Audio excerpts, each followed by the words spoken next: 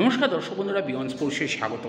আপনারা জানেন যে গত ডার্বিতে যে ইস্টবেঙ্গল হেরেছিল, সেই ডার্বিতে কিন্তু ইস্টবেঙ্গল গোলরক্ষক রনিশ সরকারকে নিয়ে প্রচুর কথা হয়েছিল এবং তারপরেই কিন্তু তড়িঘড়ি ইস্টবেঙ্গলের ট্রায়াল থেকে এক ফুটবলার অর্থাৎ গৌরব সাহু, তাকে কিন্তু সে আগেই ট্রায়ালে ছিল, তাকে কিন্তু তড়িঘড়ি সাইন করানো হয় এবং আজকে তাকে নামানো হয়।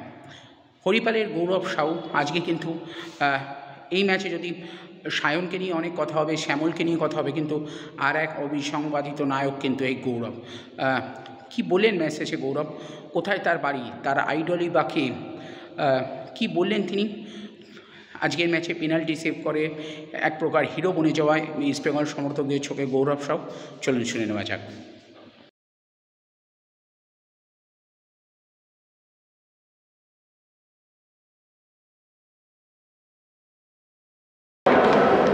ভাল লাগলো খেলে, প্রথম সুযোগ পেলাম, খেলে খুব ভাল লাগলো।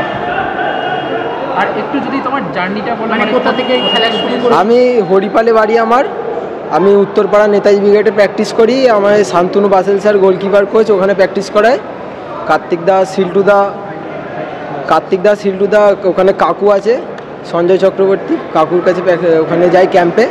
আর আগের বছর আমি পোর্ট ট্রাস্টে খেলেছিলাম, এবারে ইস্টবেঙ্গলের ট্রায়াল দিয়ে সুযোগ পেলাম, আজকে খেলে ভালো লাগলো।